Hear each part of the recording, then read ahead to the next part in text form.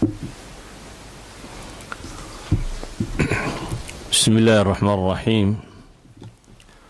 الحمد لله رب العالمين، والعاقبة للمتقين ولا عدوان إلا على الظالمين، وأشهد أن لا إله إلا الله وحده لا شريك له، وأشهد أن محمدا عبده ورسوله. اللهم صل على محمد وعلى آله وصحبه وسلم تسليما كثيرا، وبعد، فالسلام الله عليكم ورحمته وبركاته. أيها الأحبة، waxaad joogtaan dhul qurbo ah, dal iyo dad aydan dhaqan iyo diintoona la wadaagin.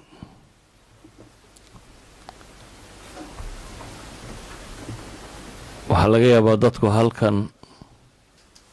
asbaabo kala gedisan inuu yimi, laakiin inta ugu badan leh inaan loo imanin diin wax ku saabsan. sabab kastoo kale ha loo yimaado, laakiin diin wax ku saabsan inta badan looma imanin. qofka muslimkiina waxa uu haysto waxa ugu qaalisani waa diintiisa, waa waxa ugu qaalisane gacantiisa ku jira, waa waxa qudha uu nolosha adduun iyo ta aakhiraba ku badbaadi karayo. ambiyada ilaahay qur-aanka kaga warramayaana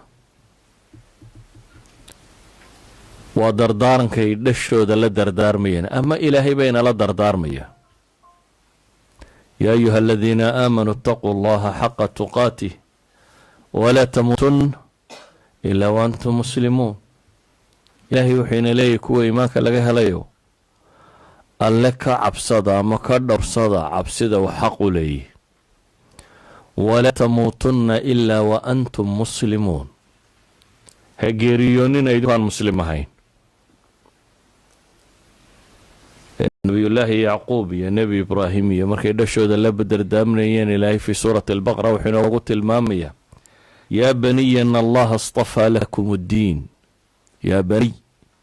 ina allaha astafaa lakum addiina falaa tamuutunna ilaa wa antum muslimuun.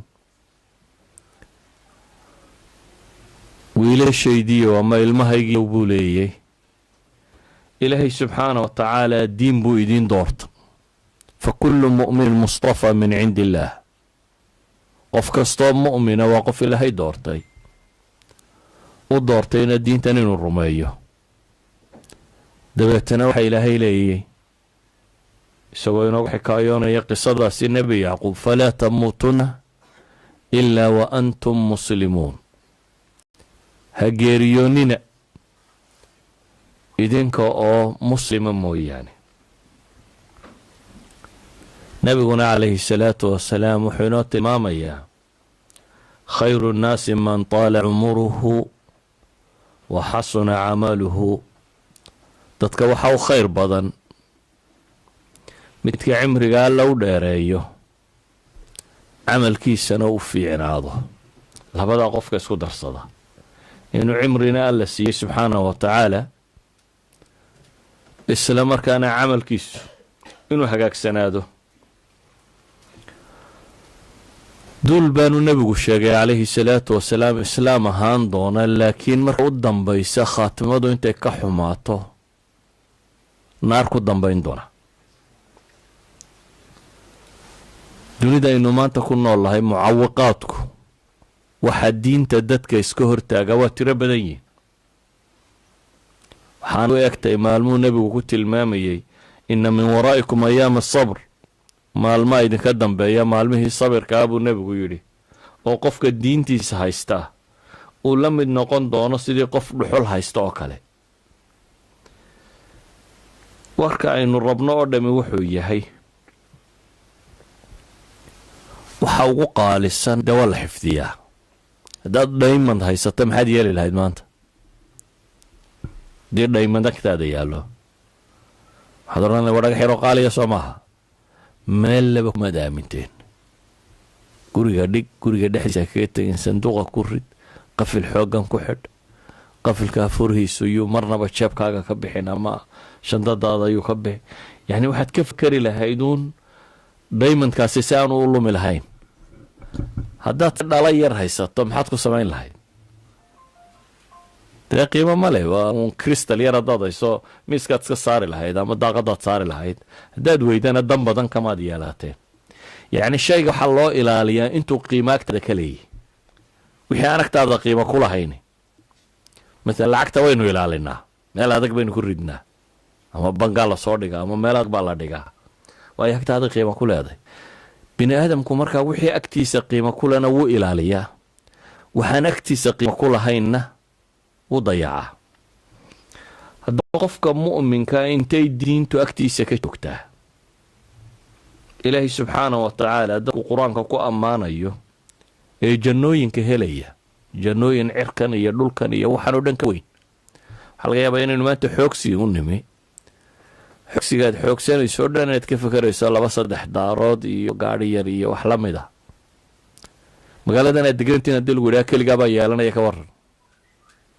vienna haddii lagu yidhahdo keligaabaa yeelanaya habeeniyo maalmood shaqayn lahayd soo maha 3 shift bood geli lahayd 24 saacadood waayo waxaad juhdigaad bixinaysaa kuuma muuqanaya waxaa kuu muuqanaya maxay returnka waxaa ka soo noqonaya kuu muuqanaya saa daraadeed qofka lacag wanaagsan qaataa ee barafkaa ka dhex shaqeeya ama cadceed ka shaqeeya ama meel kulul ka shaqeeya waxba ma yeesho waayo wuxuu og yahay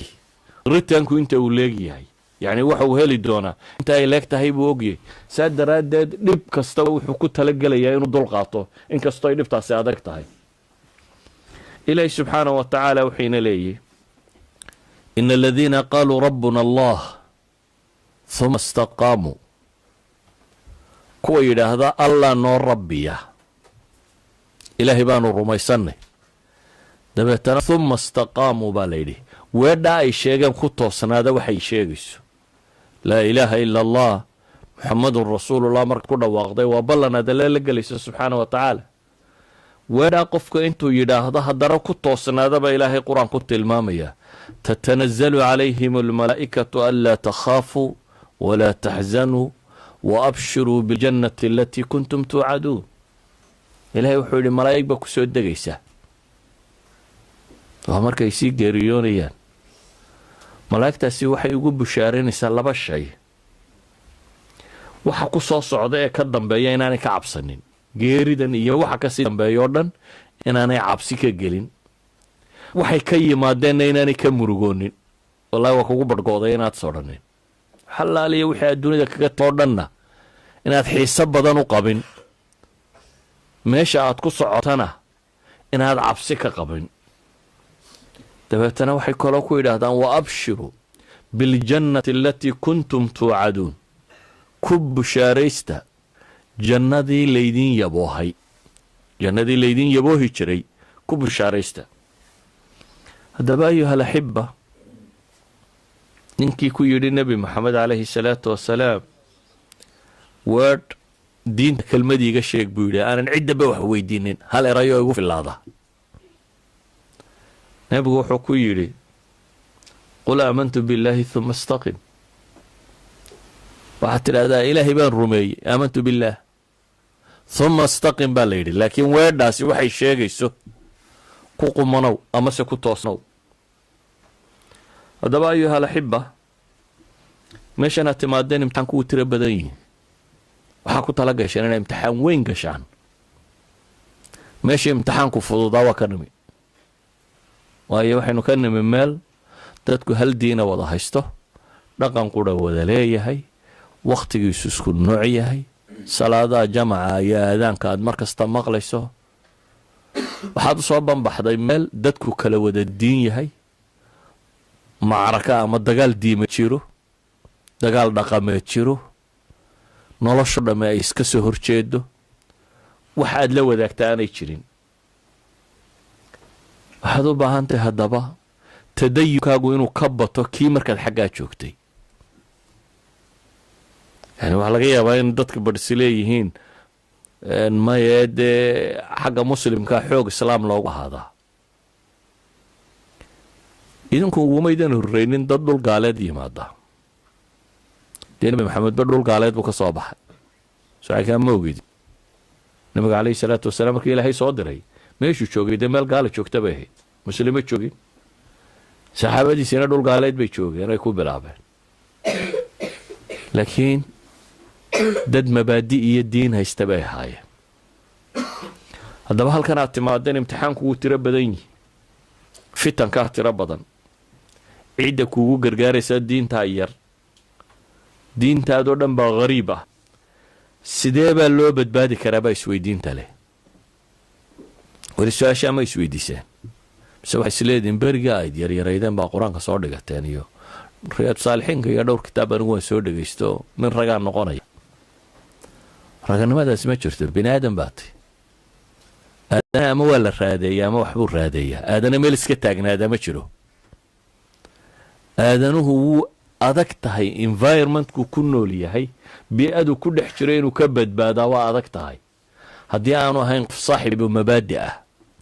qof wax rumaysan haddaanu ahayn. yes, hadduu wax rumaysan yahay meel kastoo u tago wuu badbaadi karaa. waa hadduu laakiin maxay yahay qof mabaadi' haysta. walidaalika ayuha alaxiba, saynu u badbaadi karnaa dhulkan inagoo joognaa? kow waxaa ku badbaadi kartaan idinkoo ku xidhba kitaabkii badbaadada loo soo dejiyey, akhris ahaan, barasho ahaan, baris ahaan, tadabbur iyo dhegaysi ahaan, ku dhaqan ahaan. kitaabka qur-aanna waxaa ilaahay cirka uga soo dejiyey bini aadamka ula hadlay waa inay badbaadaan. xidhiidhka aad badbaadada kitaabkaa la leedahay bay ku xidhantahay inta aad badbaadayso. ilaahay qur-aanka wuxuu ku leeyahay qul nazalahu ruuxu lqudus min rabbika bilxaq liyuthabbita aladiina aamanuu wahudan wabushra lilmu'miniin. waxaad ku tidhaahdaa baa ilaahay leeyay nebi maxamed calayhi salaatu wasalaam, qul nazalahu ruuxu lqudusi min rabbik. jibriil baa xagga rabbi ka keenay. maxaa loo keenay? liyuthabbita aladiina aamanuu, in lagu sugo kuwa iimaanka laga helay, diinka in lagu sugo. wahudan wabushra, hanuun iyo bushaaruu iyo inta muslimiinta ah. waqaala aladiina kafaruu lowlaa nuzila hada alqur'aanu jumlatan waaxida. nebi maxamed calayhi salaatu wasalaam markuu maka joogay, gaalada waxay isweydiiyeen qur-aanku hadduu dhib yahay bay yidhaaheen maa mar qura isagoo kitaaba loo dhiibo, isagoo kitaab oo isku qoran oo dhammaystiran maa loo soo dhiibo. maxaa kolba inuu soo degaysa? qur-aanka waxaynu naqaanaa inuu soo degayay maxay 20 sannadood. iyagu waxay keeneen dood ah, horta dood kastoo galimka jooga uu keeno waa doodihii aadana hore usoo maray. aadana wax cusub ma keeno dooda. markay doodaha caqliga ayaa waxa kan tahay waa wuxuun ilaa aadam la soo waday. inteeda ugu badanna qur-aanku uga jawaabay. waxay yidhahdeen maxaa kitaabka loogu soo wada dhibi waayey? ilaahay wuxuu ku yidhi subxaanahu wa tacaala, kadalik ay anzalnaahu munajaman kadalik, saasaan u soo dejinnay isagoo gobol gobol. maxaa loogu soo dejiyey sidaa? linuthabbita bihi fu'aadaka waratalnaahu tartiila, inaan idin sugna baa ilaahay yidhi subxaanahu wa tacaala. in nebiga la sugo calayhi salaatu wasalaam iyo dadka mu'miniinta min waraa'i ayaa qur-aanka sidan loogu soo dejiyey. waayo qur-aanku iimaankuu beeraya, caqaa'iduu ka warramaya, ilaahay jiritaankiisu ka warramaya. waxaa laga yaabaa halkan intaydan iman horteed wax ilaahay ka murmaya iyo jiritaankiisa inaad hore u maqal. ilaahay ma jira mise ma jiro? cid isweydiinaysa inaad hore u maqal. inaad maqal wax ka murmaya nebi maxamed ma nebi baa mise waa qof caadiya? waxaa laga yaabaa halkan intaanad iman ka hor inaad maqlin wax ka murmaya. aakhira ma jirtaa mise ma jirto? rusuli ma jirtaa mise ma jirto? kutub la soo dejiyey ma jirtaa mise ma jirto? idan waxaad u soo baxday meel muctarak bini aadamku uu ku dagaalansan yihi, meel afaarta iyo caqaa'idda bini aadamka oo dhammi taallo. waxaa qudha aad kaga bixi kartaa waa ilaahay kitaabkiisa inaad qabsato. kulluhaa isagaa jawaab u ah. laakiin waxaad u baahantay si tadabbur inaad u akhrido u baratid waxa allaaliya waxaan su-aal isweydiino jawaabteedoo waadixa baa qur-aanka ku taala nebi maxamed qur-aanka waxaa loo soo siiyey inuu risaalana u yahay mucjisana u yahay isagaa caddaynayay nebinimadiisa oo mucjisadiisiiya isagaana risaaladiisiiya ilaahay baana ka jawaabay wax kastoo su-aal bini aadam ka timi idan qofka mu'minka ee caqiidadiisa meeshuu ka baran lahaa waa kitaabkan qur-aanka ah akhrintiisa qalbigu ku qaboobaa barashadiisa tasawurka aragtida dunida aad ka haysato iyo waxa oo dhan laga helaa isagaa ka jawaaba shubahaadka waqaala aladiina kafaruu waqaala aladiina kafaruu imsa qur-aan ku aragta imse qaala aladiina kafaruu baa ku jira intabana ilaahay waa ka jawaabay war kastoo ay sheegeen ilaahay waa ka jawaabay laakiin wuxuu u baahan yahay jawaabihii rabbi uu ka bixiyey si tamacuna inaad u daraasiso idan shubha kasta wax kastoo madmadoowoo diintaada geli kara jawaabtiisu qur-aankan bay ku taallaa waxaynu u baahanay inaynu daraasayno qur-aanka qisaska ku qoran ee ilaahay uu kaga warramayo doodihii soo dhex maray ambiyadii tegey nebi maxamed iyo wixii ka horreeyey calayhi salaatu wasalaam iyo gaalo wixii dood soo dhex martaa qur-aanku qoraya oo ilaahay kaaga warramaya waxa ay ku dambaysay wakullan naqusu calayka min anbaa'i rusuli maa nuthabitu bihi fu'aadak wajaa'aka fi hadihi alxaq wamawcidatu wadikra lilmu'miniin waxaan kaaga warramayaabaa ilaahay leeyahy qisaskii dadkii hore min anbaa'i rusul ambiyadii hore wararkoodaan kuu sheegayaabaa ilaahay leeyahy oo maxaa lagu sheegayaa maa nuthabitu bihi fu'aadak wax lagu sugayo qalbigaagaa ilaahay kaaga warramaya waxaad arki doontaa haddaad ilaahay kitaabkiisa akhrido ambiyada iyo say mabaadi'dooda u faafiyeen murankii iyaga iyo gaalada dhex maray iyo wax kastoo diintooda kusoo gaadhay siday ugu adkaysteen qisaska ambiyadu waa sugitaan noloshu way tiro badantay dadka badh baa lagu itixaamaa caafimaad dadka badh baa lagu itixaamaa cudur waa laba itixaan hadaad caafimaad qabtana mumtaxin baatay waxaa la eegayaa jawaabtaad ka bixisa ilaahay ma ugu mahadnaqdaa haddaad bugtana waxaa la eegayaa maxay jawaabtaad ka bixiso dadka dhakhtarka ku jira waxa ugu weyn ay jecel yihiin waa maxay inay helaan weli dhakhtar ma tagteen dadka jiifoo dhami maxay rajaynayaan hadday bilyaneeris yihiin waa isku mid iyo hadday foqoro yihiin wax allaaliya waxaa dhakhtarkaa ku jiraa hal shay uunbay dunidu jecel yihiin inay helaan waa inay mar qura labadooda cagood ku tallaabsadaan oo socdaan aduu subxa qura ma tidhi wallahi waa caafimaad qaba saaka alxamdu lilahi rabbi alcaalamiin intaad soo kacday ma xasuusatay xataa inaad caafimaad qabtid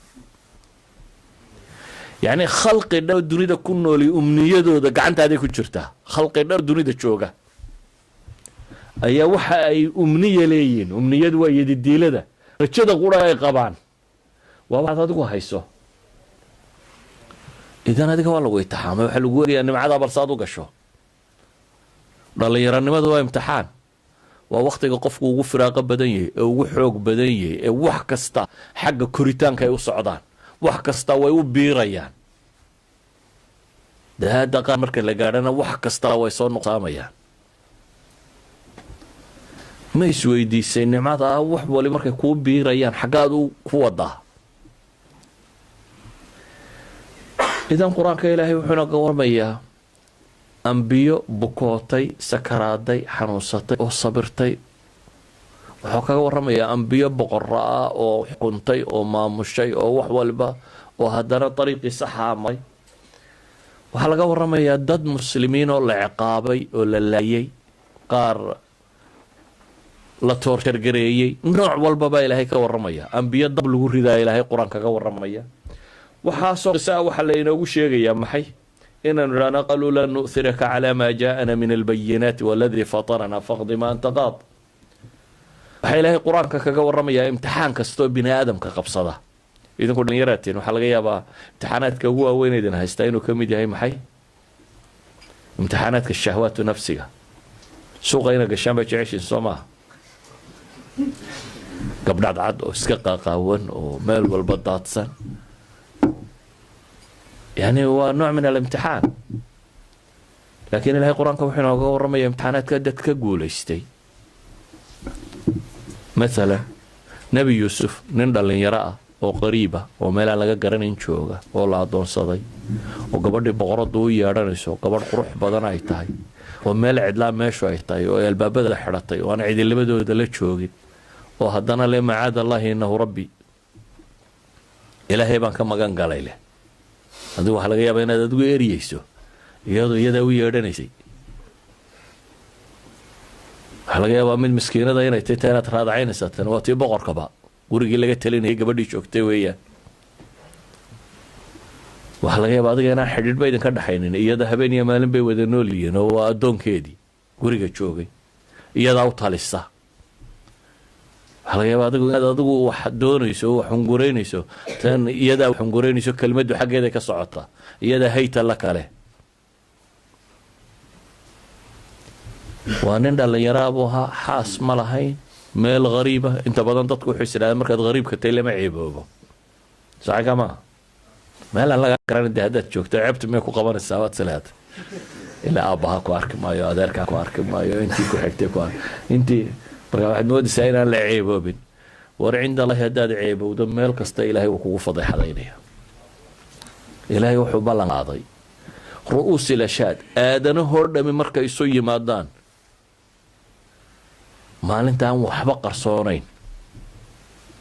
aadan laga soo bilaabo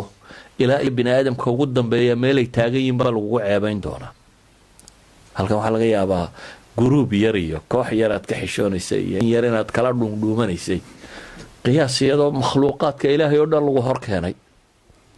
yowma yaquumu lashhaad yowmaidin tucraduuna laa takhfa minkum khaafiya maalinta laydin soo bandhigi doona aydan waxba qarin karin baa ilaahay leeyahy subxaana wa tacaala idan ilaahay qur-aanka wuxuu kaga waramayaa dad badan oo dhowrsanaaday idan qur-aanku waa meesha qofka muslimkii markuu ku xidhmo barashadiisa iyo akhriskiisa iyo kuwardigiisa iyo tadaburkiisa iyo fahamkiisu waa waxa qofka muslimkaa ilaaliya dhowra hijraadkiisuna waa meesha lagu lumo qofku hadduu ilaahay kitaabkiisa barashadiisa iyo akhriskiisa iyo danayntiisa hadduu ka fogaado hidaayat araxmaan haddaad ka lunto xagaad u socotaa si aad u hanuuni rabu samaawaati walardi hidaayaduu soo dejiyay haddaad fogaato saaad u hanuuni doontaa idan ayuha alaxiba shayga saddexaad ama labaad aynu tilmaamayna waxa weeyaan inaad xoojiso iimaankaaga iimaanku waanu naaqusmaa waanu ziyaadaa iimaanku wuxuu ku koraa acmaasha saalixa iyo adilada cilmiga ah yani shubahaadku waa kugu soo tiro badanayaan dadku ay akhrinayaan lagama yaabo cid inay ku tidhaahdo diintaada ka baxa laakiin bini aadamka sidaa laguma yidhaahdo inta ka baxaya waxaa cid iskuma tidhaahdo laakiin maalin walba su-aal aana jawaab u hayn baa lagu weydiinuun bes khalaas waxaa maxay saa ugu dhacday kaas maxaa sidaa loo yidhi waxaas maana fiicnayn sidaa la yidhaahdo just one question laakiin su-aalahaasee raad waxay kaga tegayaan inay maskaxdaada dawakiyaan markaad jawaab u weydo insaanku biduuni jawaab ma qanco waa inaad su-aasha jawaabo heshaa marka lagu weydiiye lagu celiyo waa inaad jawaab heshaa waa ilaa waa inaad shakidaa tiraa war waxaynu haysanay bashow sax maahay idan say u suurto gelaysa iimaanku wuxuu ku sugmaa adilla qur-aanku markuu soo degayey dadku gaalay haayeen see looga dhaadhiciya adilla caqliya baa ilaahay kitaabkiisa ku soo dejiyey adilla caqliya maanka biniaadamka gasha oo riisan garaynaysa ilaahay kelinimadiisa iyo rasuulka maxamed calayhi salaatu wasalaam risaaladiisa inuu rasuul yahay walidaalik jawaabaadkii way yaalin laakiin adaa jaahil ka ah maaha inaan jawaab diintu haynin jawaabaadku waa buuxaan laakiin hadaad jaahilka ah waxaad u baahan tahay markaa iimaankaaga inaad xoojisid inaad kor u qaadid nabigu calayhi salaatu wasalaam wuxuu leeyahy in aliimaana la yakhlaqu fii jawfi axadikum iimaanku midkiin gudihiisa ku gaboobaa ee iimaankiina waxaa ku tajdiidisaa buu nabigu leeyahy laa ilaha illa allahda tajdiidiya cusboonaysiiya sida awgeed ayaa iimaanku hadduu koro ilahay wuxuu leeyahy yuthabitu allahu aladiina aamanuu bilqowli athaabiti fi lxayaati addunya wa fi alaakhira wayudilu allahu aldaalimiin wayafcalu allahu maa yashaa iimaankaa iyo camalkaa saalixii qofka way sugaan dulmiga iyo macaasiduna qofka way siibaan wuu sii fogaadaa macaasidu midba mid bay kuu geynaysaa ilaa qalbigu ku madoobaado oo macruuf samaha iyo xumaa baad kala garan weydo daacaduna midba mid bay xaqa kuu soo dhoweynaysaa ilaa qalbigaagu nuuro walidaalika baa ilaahay wuxuu leeyahy ilaahay wuxuu sugaa aladiina aamanuu baa ilahay yidhi kuwa iimaanka laga helay maxaa alla ku sugaa bilqowli athaabiti fi lxayaati addunya wa fi alaakhira qowlka sugan laa ilaaha illa allahdaa lagu sugaa nolosha intay nool yihiin iyo markay dhimanayaanba markaad dhimanayso shayaadiintuna way soo xaadirtaa iyagoo isku dayaya inay laas jaaniska ku weydaariyaan ilaahay wuxuu leeyahy wakhtigaana waa la sugaa inaanu xaqa seegin intuu nolosha ku joogana waa la sugaa laakiin ilaahay wuxuu yihi wayudilu allahu aldaalimiin kuwa daalimiinta ana waa la lumiyaa acmaasha saalixa ilaahay wuxuu leeyahy walow annahum facaluu maa yuucaduuna bihi lakaana khayran lahum waashadda tathbiita hadday samayn lahaayeen baa ilaahay yidhi waxa lagu waaninayo oo taacaadkan iyo cibaadaadkan hadday samayn lahaayeen lakaana khayran lahum waashadda tathbiitan cala alxaqi yacni khayr bay u ahaan lahayd iyadaana xaqa ku sugi lahayd baa ayaa rabbi leeyahy subxaana wa tacaala idan iimaanku wuu koraa waanu nuqsaamaa haddaynu rabno inaynu diinta ku sugnaano iimaankeenna waa inaynu adkaynaa waxaa lagu adkayaana waa acmaasha saalixa iyo wixii la mida qodobka kale aan tilmaamayna waxa weeyaan ragannimo laguma badbaado ee ilaahay talasaadkii iyo baryadii baa lagu badbaadaa adduunka dhammaantii waxa dhibta alla rabbaa la kaalmaystaa qofka mu'minka wuxuu rumaysan yahay laa xawla walaa quwata ilaa billahi alcaliy alcadiim qofka mu'minka wuxuu rumaysan yahay cid xeelad iyo awood leh inaanay jirin alle mooyaane subxaana wa tacaala sida awgeed qofka mu'minka markay fitanka iyo imtixaanaadku ku bataan wuxuu badiyaa kaalmaysigu ilaahay kaalmaysanayo sahayda ugu weyn iyo hubka ugu weyn qofka muslimka agtiisa yaala waa baryada ilaahay ilaahay nabi maxamed buu wuxuu leeyahay calayhi salaatu wasalaam walowlaa an thabbatnaaka laqad kidta tarkanu ilayhim shay-an qaliila baa ilahay haddaanan anagu ku sugi lahayn baa ilaahay ku leeyahy waxaad u dhowaatay inaad in yar xaggooda u weecato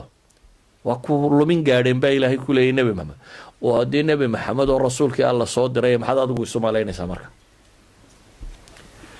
yacni qof kastaaba markaa wuxuu u yahay maxay afa aaminuu makra allahi falaa yaamanu makra allahi ila alqawmu lfaasiquuna bilkhaasiruun idan waxa muhimkaahi wuxuu yahay cid waliba simbirirxashada waa u halis hayse odhanin beri hore aad wax soo dhigdhigatay iyo aabbahabaa sheekh ahaa iyo adigu nin ragaata iyo kutubaad beri lagu soo akhriya waxaa maaha waa waxa kugu dambeeya haddii macaasida iyo fusuuqa iyo fasaadku kugu dambeeyaanna xaggooda aad u sii dhumanaysa imisaad aragteen mid sheekh ahaan jiray oo suuqa ku jira waa wax badan bale ilaahay baa kitaabkiisa ku sheegay fii suurati suuratu alacraaf ilahay muxuu ku tilmaamayaa watlu calayhim naba aladii aataynaahu aayaatina fansalakha minha faatbacahu shayطaan fakana min alghaawiin ilahay wuxuu ihi kii aanu aayaadka siinay ee dabeetana ka siibtay baa ilaahay yidhi idan bini aadamku inuu simbiriiraxdaa waa wax fudud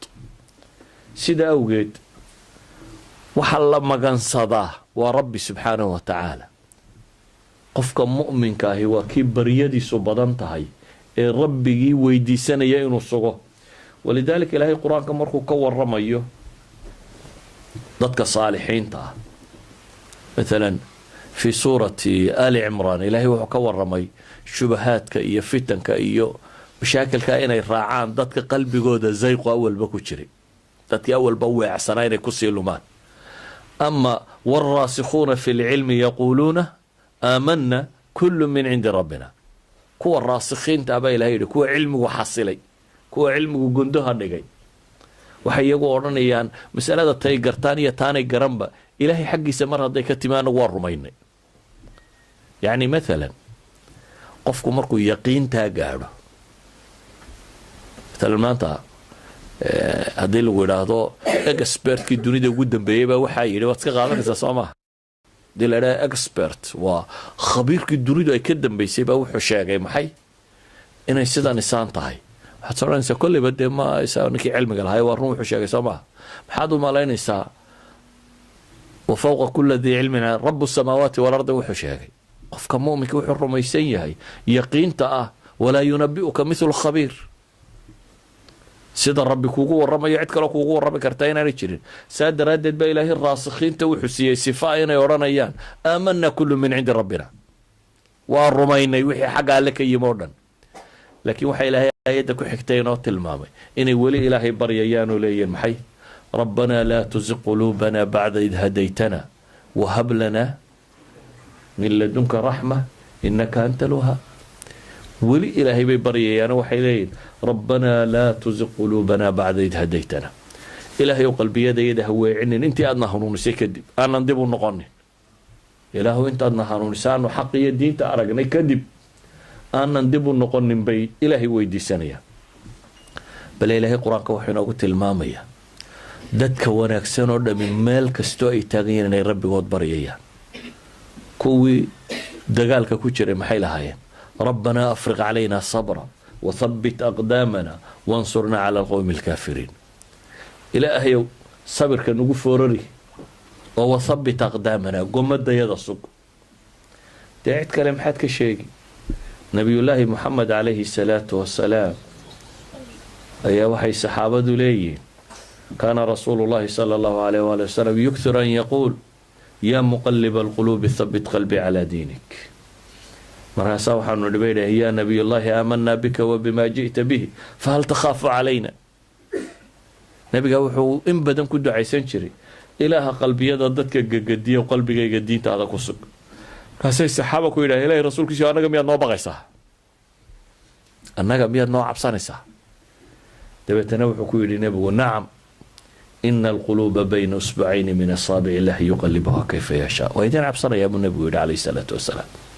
idan haddii saxaabo loo cabsanayo nebi maxamed allahuma ya muqaliba alquluub ama riwaayadda muslim allahuma ya musarif alquluubi sarif qalbi calaa taacatik uu ku ducaynayo, maxaad u malaynaysaa cidda kale? waxaan leenahay qofka mu'minkii marnaba kama maarmo baryada ilaahay subxaanahu wa tacaala. allahuma raxmataka arju falaa takilnii ilaa nafsii طarfata caynin waaslix lii sha'nahu kulahu laa ilaaha ilaa ant. waa abu daawud suu warinayay isagoo ku ducaynaya nabigu calayhi salaatu wasalaam ilaahu naxariistaadaan rajaynaya falaa takilnii ilaa nafsii طarfata cayn, ilaahu ilbiriqsi naftayda haygu hadlayn. in ka badan ka kaale ilbiriqsi ilaahu haygu hadlayni naftayda. idan nabigu calayhi salaatu wasalaam wuxuu odhan jiray tacawaduu billahi min alfitan maa dahara minha wamaa batan. war ilaahay ka magan gala fitanka kuwooda muuqda iyo kuwooda qarsoonba. damaan qof haystaa markaa ma jiro, garantii cid haysataa ma jirto. inaad sugnaanayso garantii ma jiro, laakiin waxaa jira dadaal, qofku inuu dadaalo. falaa tamuutunna ilaa waantum muslimuun. waxa weeyaan dadaal wadada adigoo haya naftu ha kaa baxdo. afa aaminuu makra allahi falaa yaamanu makra allahi ila alqowmu alkhaasiruun. haddaba nabiguna calayhi salaatu wasalaam wuxuu inoo tilmaamayaa dadka waxa u leysiisan buu nebi maxamed leeyahy. leysiga soo ma taqaaniin? caajiska, qofka aan waxba qabsan karin. acjasu nnaasi man cajasa can idducaa buu nebigu yidhi. وأبخل الناس من بخل بالسلام dadka waxa u caajis badan u wahsi badan qofka ducadana ka wahsada su'aal bay weydiiyaan run may sheegaysaa imsa goorba maalintii ducaysataan ya يعني قفك مسلم كاي النبي محمد وقال إله البرقس نفتي ده هيقول هلاين تام معناه ده وحين قفك أفكي سيراني كب بحين إنه إما إلهي حصيا ما سينو بريئيه دعاء سورة دوغه الرئيس القرآن كنا الدعاء كبيرها منتا توقد ما يسنى الدعاء كلها ماتا سوسامة ويدين الحمد لله رب العالمين مركز إلهي صامة أنت محاكو حقون إياك نعبد وإياك نستعين محاكو حقا اهدنا الصراط المستقيم إلى وجدك التوصل وهنوني قرآن كان محاوضا بيا قل أعوذ برب الفلق يقول أعوذ برب الناس ملك الناس إله الناس من شر الوسواس الخناس الذي وبريو إلى وضعكم مغان قال عباد مركنا لاذ كوح بلوغنا وإله وجدك الصحايتس لما تكون وحوي إله وضعك ها مغان قال كوه محي وحلومية إذن من أصول الدين وحكم إذا بريضة qofka mu'minka waxa sugaana waa baryada waxaana ogaatay inuu yahay xayiyun kariim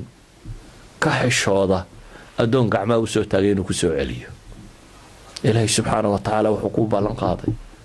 haddaad la timaado wixii lagaaga baahnaa in laga aqbalayo ducada waxyaabaha dadka suga waxaa ka mid ah baynu leenahay ilaahay xuskiisa ducada waxaynu ku xigsiinaynaa dikrullahi إلهي حسكي صعد بديسه الذين آمنوا وتطمئن قلوبهم بذكر الله ألا بذكر الله تطمئن القلوب كو إيمانك لغا هلي قلبي يدود كو حسيلان بالي إلهي دي ألا بذكر الله تطمئن القلوب إلهي ورهو يا إلهي حسكي أي قلبي قدتشيه قلبي بني آدم كوا بقم ميدان وورور ميدان وشاكم ميدان انت واد وروريس صماها ومن طبع الانسان انت بلان بعض وضع لكن وحو قلبك الدقايو حصلا مركو ربك كحدمه مركاد اكتهي دونيدو دمان تدين يساق قعنتي سكو شرتو متسكا يمت كاردير يوحو بين الهي قعنتي سكو شران وحان يساقو اوغلان انان عدنا بكسين كارين وحان ربي اوغلان انان عدنا بكسين كارين wuxuu ogolaadana inaan cidnaba ku diidi karin yaqiinta markuu qofku qaato isagu buu xusaya isagu buu bariyaya marka ma meel kale aad u kicelayd dilwidaal baabkan un baaba sharciga laga qaataa dad soo taagto sharciga soo helaysa maxaad samayn lahayd war meelaha kale soo wareegnaad oran lahayd biha sabab oran waralku ka dhow yahay ilaahay wuxuu inoo tilmaamaya subxaanahu wa ta'ala gacantiisa in wax waliba ku jiraan haddaba xuskiisa iyo dikrigiisu inuu yahay waxa qalbigu ku xasilo bal nabi maxamed wuxuu tilmaamay calayhi salaatu wasalaam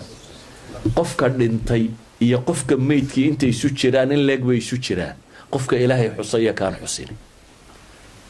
labada farq inta u dhaxeeya waa intee qofka dhintay iyo qofka nool farq inta leeg baa u dhaxeeya masaafo dheer baa u dhaxaysa Soomaa sida waxa la mid ah qofka ilaahay xusa iyo kaan rabbigii xusin intee baynu maalintii rabbi xusnaa mise maalin oo dhan bini aadamkaad xustaa hebel baa halkan ka dhacay iyo dowladdii baa caynkaa tidhi iyo niman kala saayidhi iyo dowladdii baa maalin oo dhan dad ka sheekaynaysaa mise ilaahay baynu xusnaa yani imise dikrullah mise dikrunaas baynu wadnaa aadanaha xuskiisa miyaynu wadnaa shar iyo khayr waxaynu ku xusnaba mise ilaahay xuskiisa aynu wadaynaa inaynu rabbi xusno subxaanahu wa tacaala إلهي وحين لي يا أيها الذين آمنوا اذكروا الله ذكرا كثيرا وسبحوه بكرة وأصيلا هو الذي يصلي عليكم وملائكته ليخرجكم من الظلمات إلى النور وكان بالمؤمنين رحيما يا أيها الذين آمنوا إذا لقيتم فئة فاثبتوا واذكروا الله ذكرا كثيرا إلهي وحين وركوه إيمانك لغاها لا يوم آيات هوري إلهي وحي نوغو تلمامية إلهي حصة حس تربضا حصة markaasaa xuska qayb ka mida lasii tilmaamo layidhi u tasbiixsada gelin horiyo gelin dambaba dabeetana waxa layidhi huwa aladii yusalli calaykum ilaahayna waa idinku sallinaya waxay culammadu yidhahdaan waa markaad xuskaaga adigu badiso ayaa ilaahayna maxay huwa aladii yusalli calaykum wamalaa'ikatuh waxa kuugu filan ilaahay inuu ina leeyahay idaa laqiitum fi'atan fahbutuu haddaad duul la kulantaan oo goob dagaala idin qabsato sugma baa la yidhi maxaa inaad suganto kugu xejinaya markaa wadkuru llaha kathiiran baa ilahay yidhi ilaahay in badan xus waad sugmaysaa markaa ayi macraka dagaalku noocu doona ha noqdo mid caqiido wuxuu doona ha ahaado haddaad ilaahay xusto waad sugmaysaa ayuha alaxiba waxaynu intaa ku daraynaa haddaynu diinka dadka ugu yeedhno innagaa sugmayna waa qaab loo sugmayo ilaahay muxuu ina leeyahy in tansuru llaha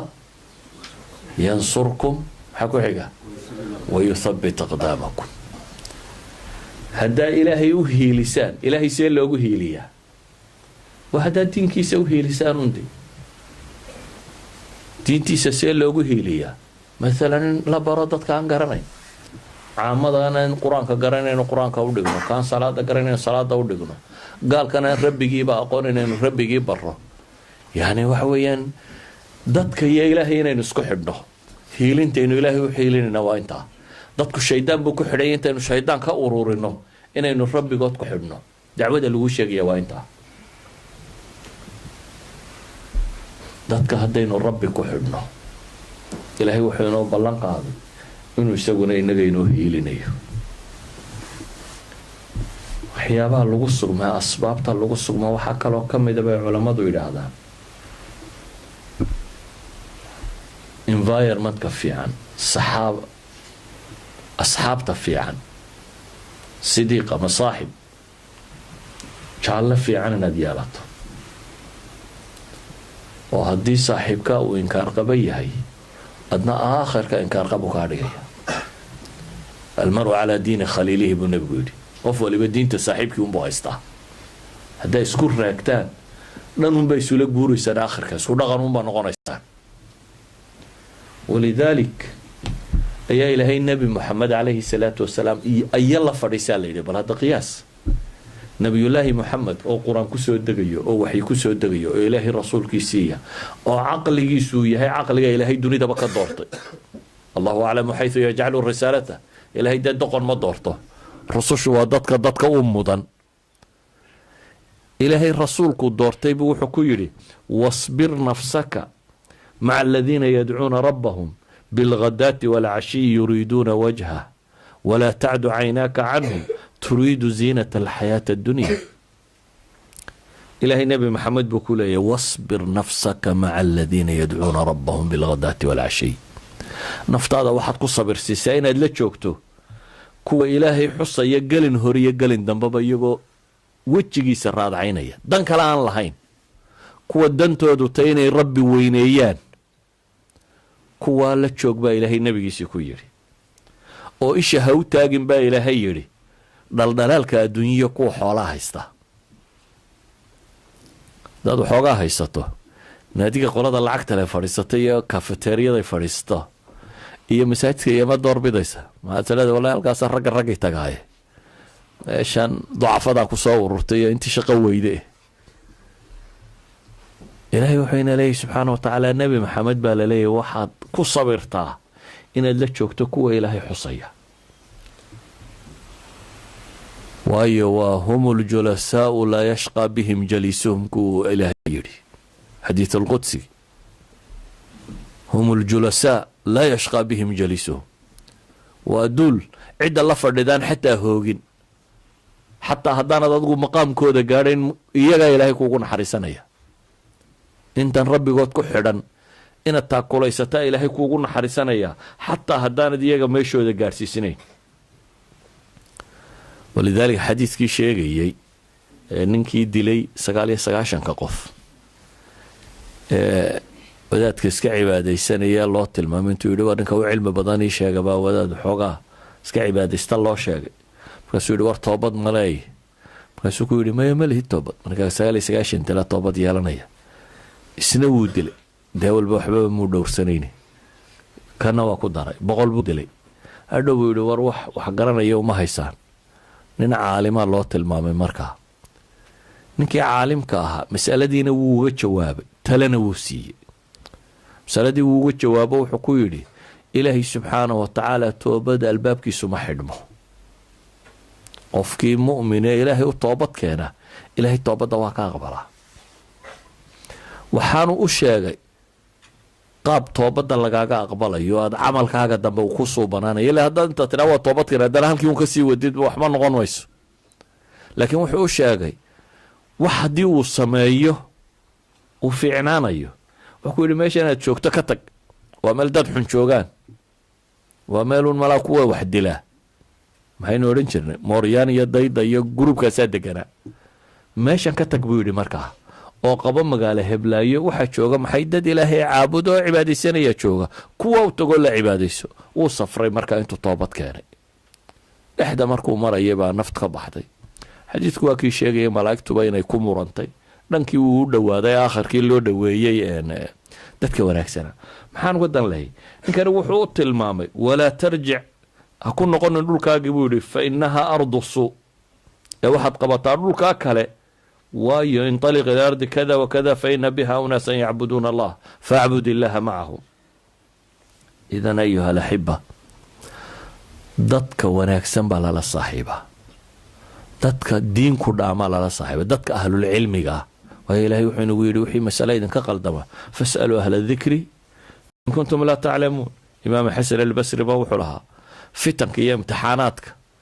markay soo socdaanna culamadoo qura garata buu leeyahy dadka dee cilmiga leh khibradda leh baa soo saari kara markay laakiin dhacdee jeesata cid waliba waa garanaysaa marka soomaaliya dee dhammaantiin waynu wada garanaynaa wixii hore inay inoo dhaameen waxa hadda ka jira soo maaha yani markay soo socotay lama arkaynin laakiin markay tagto dee nin waliba wuxuu arkayaa natiijadii marka la joogo cid waliba waa iska qiimayn kartaa saa daraaddeed baa ilaahay wuxuu leeyahay hadday u celin lahaayeen rasuulka iyo ilaa uli lamri minhum lacalimahu aladiina yastanbituunahu minhum waxaan leenahay waxyaabaha qofka diinta ku xejiya waxaa ka mid ah kalsooni uu ku qabo ilaahay nasrigiisa inuu helayo kalsooni waayo saxaaba ayaa nebiga u timi calayhi salaatu wasalaam isagoo iska jiifa hadhqoodaalka kacbada khabaab ibnu arat baa u yimi oo leh ilaahay rasuulkii oo lasoo raggii la toorjargaraynayaya diinta lagu toro dhul gaaleed bay joogeen markii markaa dhul gaaleed bay ahayd inay diinta la qaatana waa laisku toorjargarayn jiray waa la isdili jiray halkan cid isma disho soo maaha halkaa waa laisku toorjargarayn jiray haddaad laa ilaha illa allahda ku dhawaaqdo dabeetana markay islaameenna waa la toorjargareeyo oo la garaacay kadibna isagoo dhib qaba buu nebiga u yimi calayhi salaatu wasalaam markaasu wuxuu ku yidhi ilaahay rasuulkiisiiyo maad ilaahay noo baridid naftii yani waa nahaysaayo dhibtii baa naga tira badatay wuxuu nebigu ku yidhi calayhi salaatu wasalaam qiso uu sheegay marka hore inaga nidhi qisasu saalixiin iyo ambiyada iyo qur-aanku wuxuu ka warramayo waxa lagu dego qiso uga warramay dadkii hore mid iyaga ka mid a inta lasoo qabto inta god loo qodo oo qaarkiisa hoose la aaso in mishaar halkaa laga saari jiro laba loo kala goyn jiray oo aanay diinta ka noqon jirin markaasu wuxuu kaloo nebigu u sheegay walayutimana allahu hada alamra xataa yasiira alraakibu min sancaa ila xadara mowt laa yakhaafu ila allah wadi'ba calaa ghanamih walaakinakum tastacjiluun buu nebigu yidhi ilaahay baan ku dhaartay ilaahay diintan wuu dhammaystirayaa buu nebigu ku leeyahy ilaa iyo ka socotadii u kala socdo sanca iyo xadaramowt isagoo aan ciddaba ka baqayn alle mooyaane iyo yeyga waraabaa inuu adhigiisa ka ceshada mooyaane ee waa degdegaysaan buu nebigu ku yidhi calayhi salaatu wasalaam macnuu waa maxay athiqatu billaah wa binasri qofka hadduu isleeyahay waar dunidii baa lagu kala tegaya maxaa idin islaamka aad sheegaysaa wuu sii jabaya laakiin hadduu rumaysan yahay ilaahay nasrigiisu inuu imanayo nusuus qur-aan iyo xadiis inay sheegaysaa inuu imanayo hiqadaa hadduu qabo waxay keensanaysaa inuu maxay adkaysto waxaan ku daraynaa kale sabir in la sabro oo noloshu gebigeedba waxaa dhadhanka u yeelaa waa sabirka. inay halkan soo gaadhaan imise u soo sabirteen, imise badood baa ka soo tallowdeen, imise mahlakaa soo marteen, imise khatarood baad ku dhacday aad islahayd mar uunbaad dhaafi doontaa. noloshu sabirka kama maaranto sideedba, nataa'ijteeda sabirunbaa lagu gaadhaa. ilaahayna wuxuyna leeya yaa ayuha aladiina aamanuu istaciinuu biالsabri waالصalaah in allaha maca saabiriin. inaad islaamnimadaada xejisato dabcan dhib baa kaa soo gaadhaya. meel baad joogtaa aan masaajiddu ku yartay, fitnadu badantay, waxaa dadka habaabiyaa tiro badan yihin. idan 3 shayba waa lagaaga baahan yihi. waxaa lagaaga baahan yahay kow, macaasida inaad ka sabirtid oo ka adkaysatid. macnaheedu maaha ma baahnid, waad baahantay, laakiin waa baahanay bay soomaalidu tiraa looma bahala cuno. socay kaa maaha, hadaad dhimanaysana dhareerkaa la iska dawaabay idhahaan. yacni waan baahanahay, macsida looguma dhaco. saa daraaddeed qofka mu'minka ahi waa qofka isagoo baahan macsida ka sabraya, waa kow. cibaadaadkana ku sabraya. cibaadaadka macnaheedu waa maxay? iyana waa takaaliif, wax badanoo culaysa ku jiraya. shaqada iyo salaada iska hor imanaysa. marar badan baa wuu tukadaa, shaqada lagaaga eriyi doonaa. marar badan baa dumarka ma salaamo, shaqa aad ku waayi doontaa. waa cibaadaadkaagi, waa diintaadii aad ilaashanayso. laakiin ilaahay wuxuu itixaamaya haddaad adkaysato, ilahay farajka uu kuu furaya. waman yataqi illaaha yajcal lahu makhraja wayarzuqhu min xaysu laa yaxtasib. hamoodin macaasida iyo arsaaqdu inay isku xidhantahy. arsaaqda ilaahay baa bixiya, arsaaqda ilaahay baa bixiya. ka badsanna maysid intii kuu qorayd. wa fi الsamaa'i risqukum wamaa tuucaduun baa ilaahay yidhi. xagga arsaaqda inuu ka timaadaa baa ilaahay yidhi, iyo waxa laydin yoobo hayaaba. idan waxaad u baahan tahay inaad macaasidana ka sabirtid, cibaadaadkana inaad ku sabirtid. saa daraaddeed baa ilahay wuxuu leeyay yaa ayuha aladiina aamanuu istaciinuu, yacni nolosha gebigeedaba u kaalmaysta baa laleeyahy bisabri waالsalaa. sabir iyo salaa. salaaddu waa maxay? waa xidhiidhkii alle. ilaahay xidhiidhkaada la leedahay iyo nafta inaad ka adkaato sabirtid, labadaa u kaalmaysta baa layidhi. in allaha maca saabiriin. nabiguna calayhi الsalaatu wasalaam wuxuu yidhi man yatasabar yusabirhu allah. qofka isa sabir siiya, ilaahayna waa sabir siiya. wamaa ucطiya axadu caطaءa khayra walaa awsaca min asabr. qofna lama siinin buu nebigu yidhi siismo ka fiican oo ka ballaadhan sabir. ilaahay baa bixiya, laakiin waa siismooyinka ugu fiican ee rabbi dadka siiya baa la yidhi. alaa waa daasheen, aan soo gabagabeeye.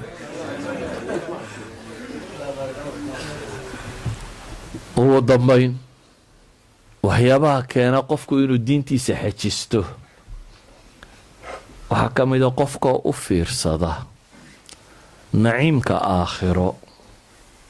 iyo cadaabkeeda iyo geeridu inay dhowdahay. yacni waataynu soo nidhi, qofku hadduu og yahay markuu dacalkan gaadho inuu barwaaqo gelayo, waxaa ka sokeeyaa dhib kuma noqdo. ilaahay wuxuuna leeyahy wasaaricuu ilaa makfirati min rabbikum wajannatin carduha aلsamaawaatu waalardu uciddat lilmuttaqiin. fii suurati xadiidna maxaa la lahaa? uciddat liladiina aamanuu biاllaahi wa rusulih. u dheereeya baa ilaahay yidhi janno dembi dhaaf iyo janno cirkan iyo dhulkanba ka weyn. bal waxaad qiyaastaa meel cirkan iyo dhulkan iyo kownkan aynu naqaanaba ka weyn, oo haddana ah maa laa caynun ra'at walaa udunun samicat walaa khatara calaa qalbi bashar. oo haddana markaa nicmadeeda laga waramo ah waxaan ili arag oo dhegi maqal oo qalbi bini aadam xataa ku soo dhicin. yacni meesha intaa leeg baa ilaahay wuxuuna leeyay waar halkan u soo degdega. inana waxaan leenahay maya halkan yar baanu beriskaanu raadinaynaa iyo sariirtan yar iyo inta tan qolkan yar. bini aadamka maxaa ka han yar? inaad waxaad qiimaynaysa ku ordaysaana uu intan yahay qoli yar iyo sariir yar iyo inta joogta inuu yahay waxa aad u ordayso oo dhammi waxa lagugu yeedhayaana ay tahay maxay janna carduha asamaawaatu walard cirka iyo dhulkaba meel ka weyn oo waxa yaalla aan ile arag oo dhegi maqal oo qalbi bini aadam ku soo dhicin idan ayuha alaxiba waxaa habboon haddaad qur-aanka akhrido oo aad aragtid ilaahay wuxuu kuugu yeedhayo subxaanahu wa tacaala iyo ballanku kuu qaaday ee nimco taalla iyo cagsigeeda meesha la gelayo janno quraha inaad weydo oo aad iska baaba'daa waxbaabay ahaan lahayde laakiin waxan yar waxaad siisatay maxay cadaab wax laxwinayo kulul meelaan laga dhimanaynin laa yamuutuuna fiiha lama noolaado oo lama geeriyoodo oo cadaab baa lagu jiraya inaad siisataa waa wax aada u cajiiba haddaba adduunka markaynu joogno haddaynu natiijo fiican ognay mashaaqaadka o dhan waynu aqbalnaa maalan iskuol baad gashay waad ka soo dhammaysay jaamacad baad gashay waad sii dhammaysay takhasus baad qaatay waad sii waxaasoo dhan ma inaad ka barakaysataa baad u wadaa baad umalaynaysaa maya waxaad si leedahay mushaahar ka qaalisan kuwan muruqa maala mushaharka qaataan aad qaadatid waa intaa un inta loo ordaya soo maha 22 sannadood ee waxbarashada waxaad soo wadaa haddii muruqmaal la noqdana 1,000 euro la qaataa ama 1,500 markuu bato haddii laakiin aad doctor noqoto ama ka noqotana 10,000 8,000 euro la qaataa marka 8,000 si loo gaadho ayaa 20 sannadood loo soo xiimaya waxaad qiyaastaa imse sannadood baad markaa u bixisay bal inaad jannadaa gaadho intaad u bixisay dee keenna ugu badani markaynu xisaabino 5 salaadood oo min 5 daqiiqo ah 25 daqiiqo saacagaa noqon mayso may ka badanaysaa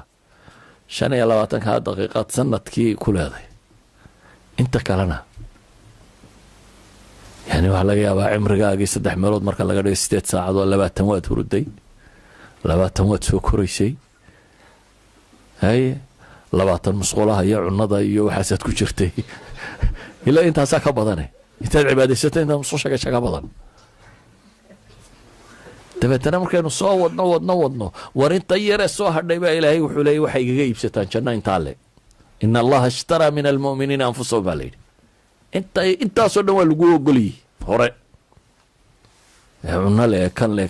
waxaasoo dhan waa ku ogola ilahay ku leeyahy inta yare soo hadha waxaad igaga iibsataa maxay janno carduha samaawaatu walardiya markaasaynu meel kale u cararayna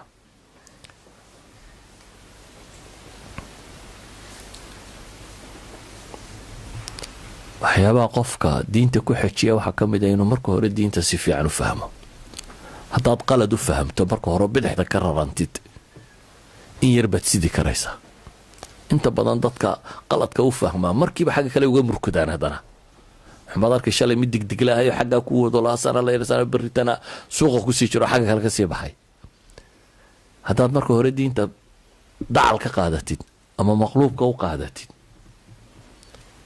haddaad laakiin si rasmiya u qaadatid way degtaa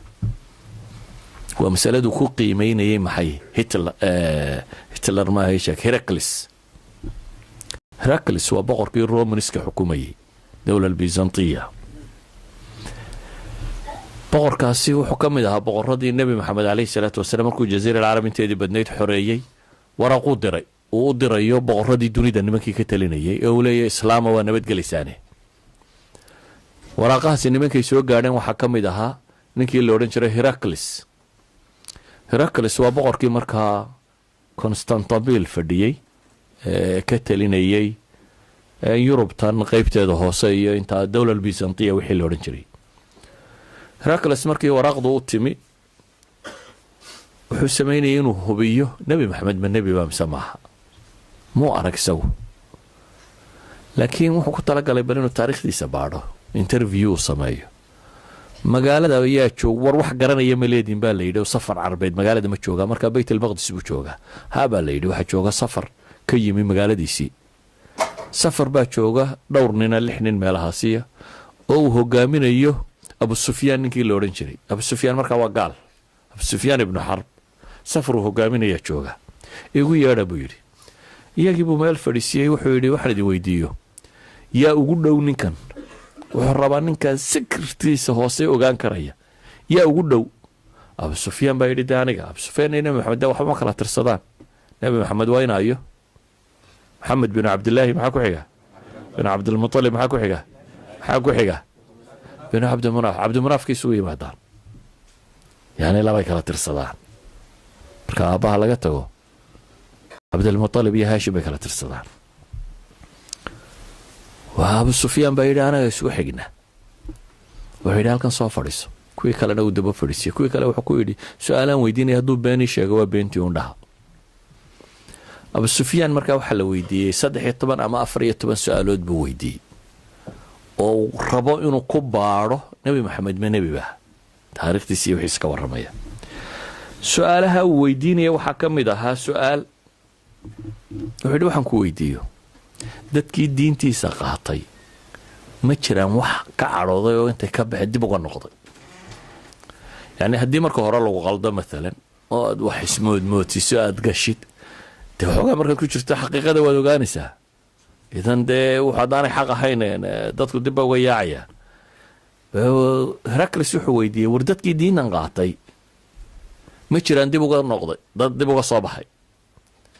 abu sufyaan wuxuu ku yidhi may wax dib uga baxay ma jiraan su-aalihii la weydiiyey bay ka mid ahay wuxuu ugu jawaabay markaa herakles wakadalika aliimaanu xiina tukhaalat bashaashatuhu alquluub iimaanku waa sidaas buu yidhi markuu qalbiga si fiican u dego lagama noqdo beenaha kale la isu sheegaa laga baxayo mabaadi'de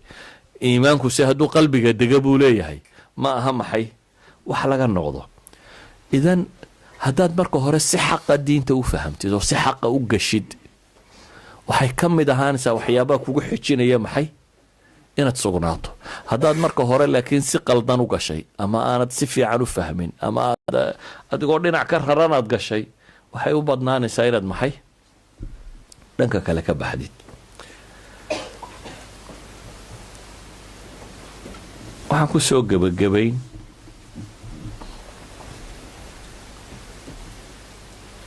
waxaad ogaataa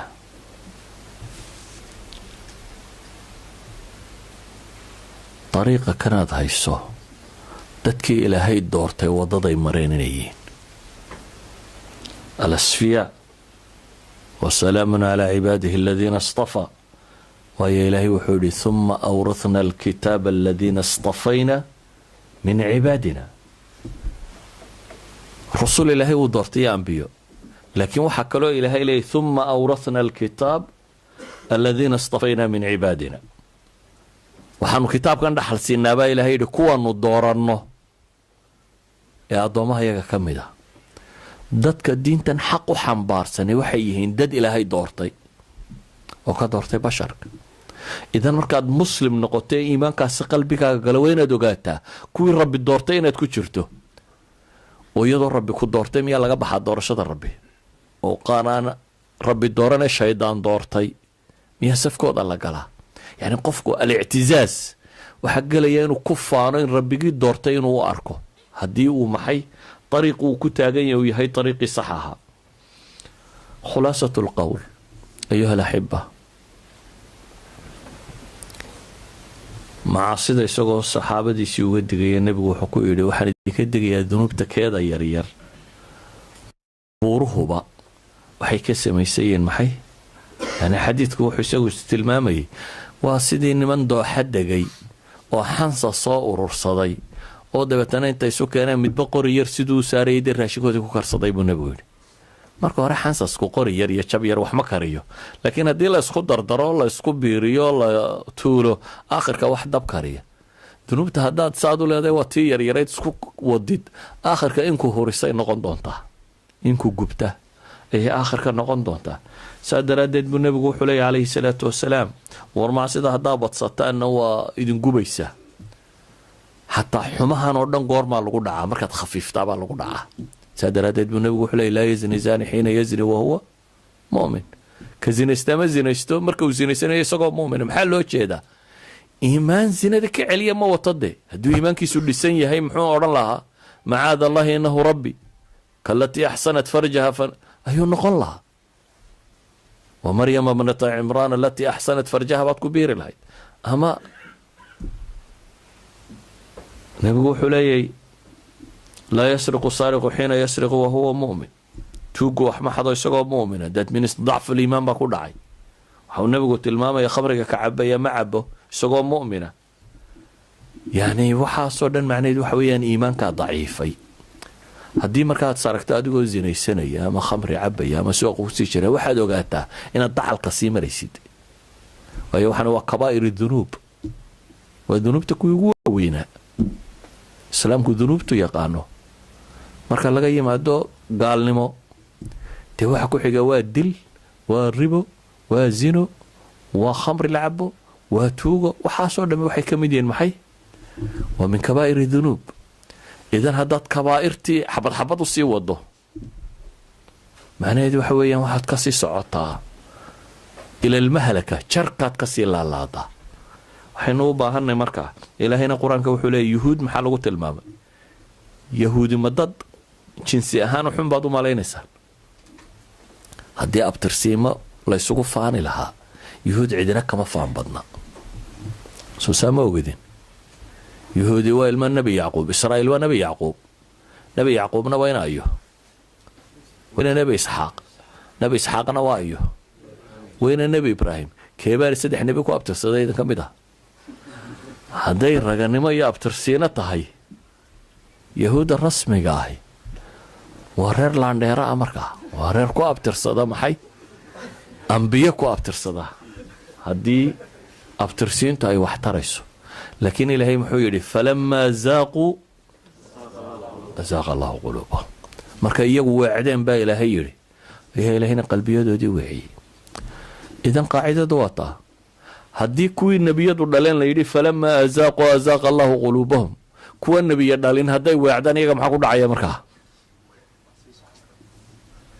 idan ayuha alaxiba, warkaygoo dhamme wuxuu ku kooban yahay meel khatara ayay cagihiina kusoo doonateen.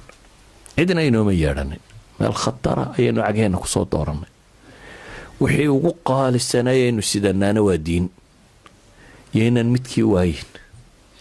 intaad sileeday wax kala kororso wixii ugu qaalisanaaya aad haysatay ee aad rabtay aakhiriya adduunba inaad ku badbaado ha waayin. markaad kaa ku mintido ayaad wax kale ku kororsanaysaa. ogsoonowna ilaahay gacantiisay wax walibana ku jiraan. waxaad isaga ka soo weydo cid kale ka soo heli maysid. aad sileeday diinka waad usoo yaraqonoqona horta qolo kale aad wax ka soo helaysaa. waxaad xagga rabbi ka soo weydo meel kale ka soo heli maysid. marka waxaynu u baahanay inaynu isku dayno diinteenna inaynu ilaashanno. inaynu ilaashannaa waxay u baahan tahay inaynu wakhti iyo caqli iyo juhdi gelino. waxaan wakhti la gelin oo xoog la gelin oo maal la gelin ma ilaashamaan. wixii la ilaal biniaadamku wuxuu ilaalinayo dee xoog iyo wakhti iyo caqlu geliyaa, markaasay u ilaashantaa. wuxuu dayacayana dee intaasu ka daaya. haddii markaa aydan masaajida ku xidhmin oo diinkiina baranin oo meesha aad degaysa aanad ku dooranin war bal xaggii kale ka timiya halkan say u kala diin roonta. tuulo yaroo cidlo aan masaajidba ku oolin haddaad degto iyo meel muslim uu degan yahay waa kala nooc, iyagoo labadaba ay dhul gaala yihiin. idan waxaynu u baahanay sidii diintiina u ilaashan lahaydeen inay farowgeed qabataan. sala allahuma calaa muxamedin wala alihi wasaxbihi wasalam walxamdu lilaahi rabbi alcaalamiin.